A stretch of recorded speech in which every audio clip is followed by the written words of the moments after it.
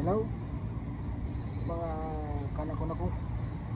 Ayan, ako po si Ian Brito at isa rin po akong stroke survivor. Noong April 1, 2023, yan po yung araw na ako po ay nagkaroon ng hemorrhagic stroke. Yan po ang nangyari sa akin, no? Nung araw na yon. May lakad kami noon. Dapat, no? Yun, kaming pamilya, pero yun nga nangyari. Pagising ko, okay pa naman ako pagising ko, no? Tinulungan ko pa nga si Mrs. mag sampay, no? Tapos yun nga, pagkatapos noon, yun, nahilo ko. Pagkatapos nung nahilo ko, hindi lang nahilo na ano eh, hindi lang hilo na ano, talaga malakas siya. Parang alam mo yun, niyayanig. So yun. Tapos ramdam ko ano na ako, nangiwi na ako. No? Nangiwi na ako, tsaka yung boses ko, hindi ko na maintindihan ang boses ko. Kahit si Mrs. na, hindi na maintindihan.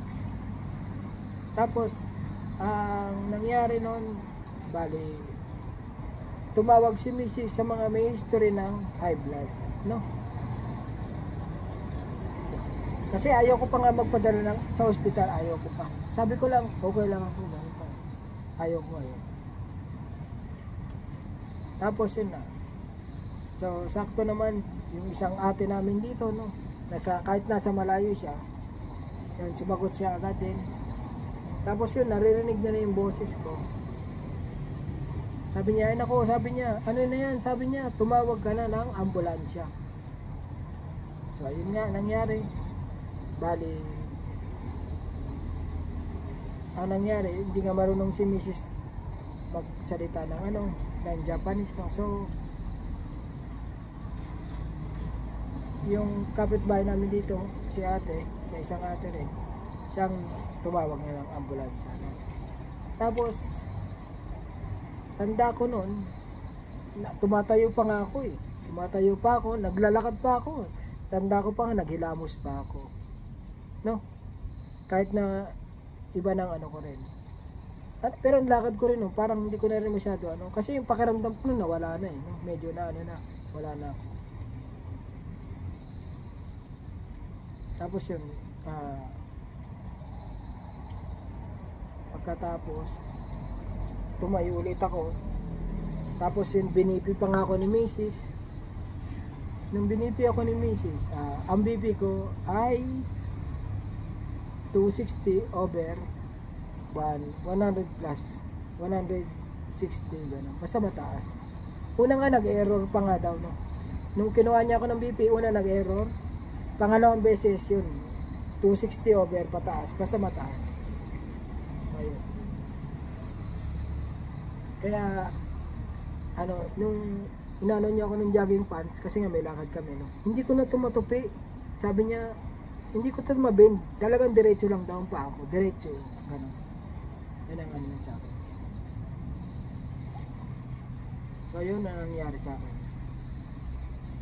Tapos, yun nga, tumawag na ng ambulansya. Pero nung dumating na yung ambulansya, ano pa naman ako, no, kahit medyo kasi bago pa dumating ang ambulansya, patayo-tayo pa ako eh. Tumatayo pa ako, naglalakad pa ako. Pero yung huli kong tayo, yun. Yung huli kong tayo, naramdaman ko itong yung balikat. Dito sa may batok, yung bumagsak siya. Ganun. Ramdam ko yun. Ramdam ko pagkabagsak, ramdam ko ito, bumagsak. Ganun siya. Tapos yun na. Naglakad ako pa konti pa sa bed namin noon, tapos nakadapa na ako. Tapos yun nga, umakyat pa nun si ate. Sabi niya pa nga, hawakan ko yung kamay niya ng kaliwa ko, nung kaliwa. Pero hindi ko na mahawakan si ate, no? So, hinawakan ko siya, yung kanan ko. Sabi niya nga, dinadaya mo pa ako, sabi niya. Sabi niya, wala na to, sabi niya. Sabi niya pa nga, tanda ko. Tapos yun, dumating na yung ambulansya. Tapos, sinakay ako sa stretcher, pababa kami ng hagdan, no? Tapos, pagbaba ko, nakita ko yung Japanese namin kapitbahay, no? Yung matanda. Yun, sabi niya pa nga, nag-uhayo pa nga ako, no? Sabi ko, good morning. Sabi ko pa, nasa ano pa naman ako, pero wala na to, ano siya, bagsak na to, pati yung pa ako, wala na akong pakiramdam, parang, yun na talaga. Tapos yung isa rin namin kuya, sakto, dumating din siya, kinakaraw pa nga ako, sabi niya, kumusta, sabi niya. Tapos yun, tapos nung sumakay na kami sa ambulansya. Pagkatapos, hanggang sa pagsakay ng ambulansya, pa ako gising pa naman ako, no. Hindi pa talaga ako, kasi sabi nga raw, bawal patulogin, di ba? So, yun. Tinatanong ako nung medical assistant siguro dun sa ambulansya, sabi niya sa akin na, utusang, Nanji, ganun ang tinatanong. Pero hindi ko na siya masyado naririnig ko lang, pero wala na ako, medyo Tapos nung dumating na kami sa ospital, tanda ko pa yung sinundot nila yung ilong ko, no? Sabi ko, nani ko rin. Ano yan? Ang ibig sabihin na, ano yan, no? So yun. Tapos yun nung sinitiskan ako, ayun na, nagkaroon ako ng hemorrhagic stroke sa right side ng aking brain, no? So bali ang naapektuhan itong left side ko, itong left side ng kamay, paa, lahat ate, paa, ito, mata, pandinig, no?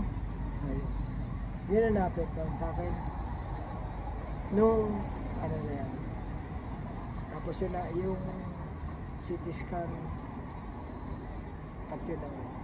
So dapat kasi malaki yung kumalat, pumutok na bali dapat binigyan muna ako ng gamot ng doktor, pero sabi ng doktor kina misis, hindi ko na alam kasi kinento na sa akin misis, no? Na kung hindi maano yung dugo, baka o-operahan ako. So alam mo na pag operahan. So yun. Tapos nung naman, hindi naman na daw, no? Kaya yun, nilagay ako sa ICU, no? For 3 days, mga ganun, for observation din. So yun ang aking nangyari sa akin ng April 1 na yan, no? At maraming salamat. At God bless na lang.